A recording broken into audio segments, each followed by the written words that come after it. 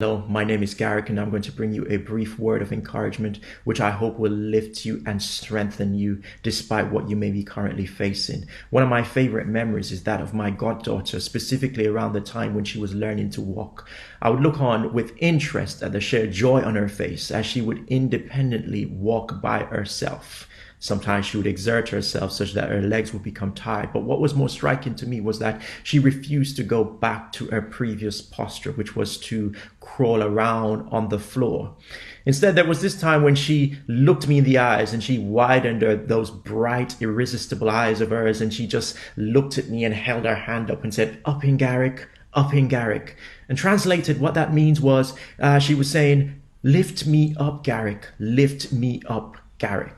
Reminds me of a song that my grandmother used to sing growing up, where she said, "Lord, lift me up and let me stand." A few lines into the song, it would say, "Lord, plant my feet on higher ground." And this is so symbolic of life, in that sometimes we find ourselves in situations whereby we're in need of a lifting, and nothing that we seem to try are able to lift us out of those situations. These are complex situations, tough situations where our backs are literally against the wall. Our favorite YouTube preachers don't seem to have all the right sermons that are able to bring us out of these sticky moments. Our favorite playlist of songs, which are often so effective at lifting our moods and changing our mindsets, just suddenly doesn't seem to work. But I want you to know one thing: if everything else fails and you just have a prayer alone is effective. Just a little talk with Jesus will make things all right. David in the 3rd Psalm was going through a precarious situation. His son Absalom was out to kill him,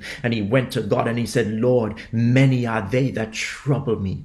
Many are they that rise up against me. And not only that, many are there with opinions, because they said there is no help for me in God." But I'm encouraged when I read this psalm, because David then goes on to say, "But you, O God, are a shield for me. But thou, O Lord, are a shield for me, my glory, the lifter of my head." And this is the beautiful thing about prayer. Prayer, or answered prayers rather, is not only what comes after you finish praying the prayer, but sometimes it's about what happens during the prayer itself, during that process of talking it through with God. David moved from a place of just lamenting to a place of encouragement, where he was saying to God, "You are the lifter of my head." And I don't know what your situation is right now, but I want you to know that God will lift your head. If only you'll have a prayerful life, a bowed heart, your head will always be lifted. And for those who may say, "Garrick, I'm not going through a tough situation. Life is pretty much set for me right now. I've got things the way that I want them to be, so this word of encouragement is not for me." Let me tell you something about prayer.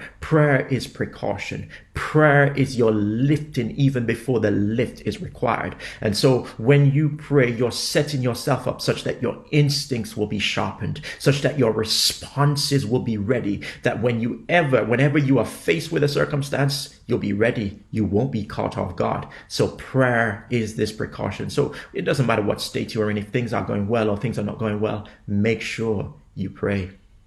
God bless you.